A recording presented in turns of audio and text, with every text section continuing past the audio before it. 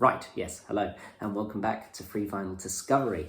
Today we've got a very exciting album, at least it was before I started listening to it, because this is an artist who I've been meaning to get around to listening to because he's a little bit of a legend in certain circles, and I've never really given him the time of day. But we have an album here of his that I am ready to talk about. It is Robert Palmer with this album, Riptide. Going in, I only knew one song, which was Addicted to Love, and that's probably the one that everyone really knows him for. So I was very interested to get down on it and listen to Robert Palmer in an album form on vinyl for the first time ever. Thoughts? Mixed.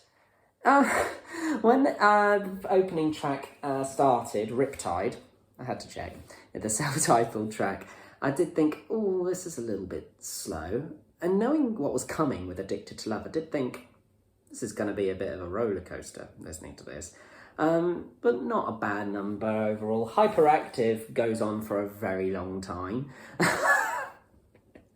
It's not the best review, is it, so far? Addicted to Love, though, is a bit of a mad number. The music video for it is him with a bunch of women playing guitars.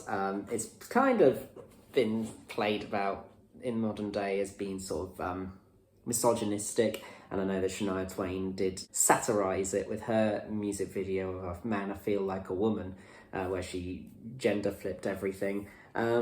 I'm kind of glad he did it just so that she could do that, though, because that's quite a fun slap in the face. Now, he was a bit of a ladies' man, was Robert Palmer, in that he probably wasn't that popular with ladies, but he liked the ladies.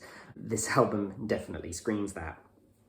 The B-side is kind of where it starts to come into its own, really, for me.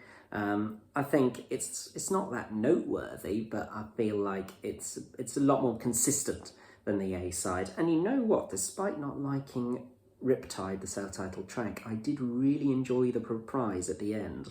That felt like a really soft way to close out an album that had a lot of highs and lows. It's definitely a variety album. There's a lot of different sounds going on. It's not just constant. And I do have to respect Robert Palmer for that. You don't really know what's coming next in each track. So for that reason, I do kind of recommend it.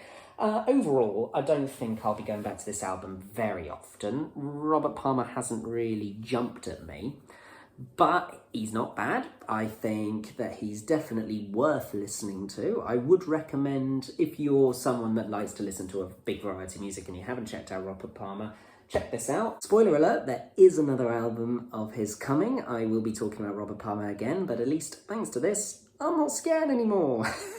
It's going to be interesting to listen to another album to compare to this, because this is my first experience of Robert Palmer, and I want to know, really, if this is basically his sound or whether or not this is a bit of a strange album in terms of his discography. Maybe he does different stuff on the album. I hope he does.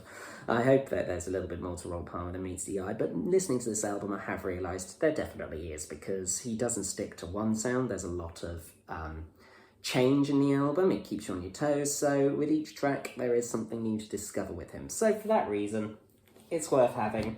Certainly worth having for free. That's the beauty of all of these albums, is they've just fallen into my lap, and I can just explore all this new music and work out what I like and what I don't at no expense, so that's fun. Do you have more of a connection to Robert Palmer? Is he your favourite artist, or do you have some sort of polar opposite opinion to that? Let me know in the comments. I'm really looking forward to seeing a discussion on this one, because I think he's a little bit of a divisive figure. Thank you very much for watching, and I shall see you again next week.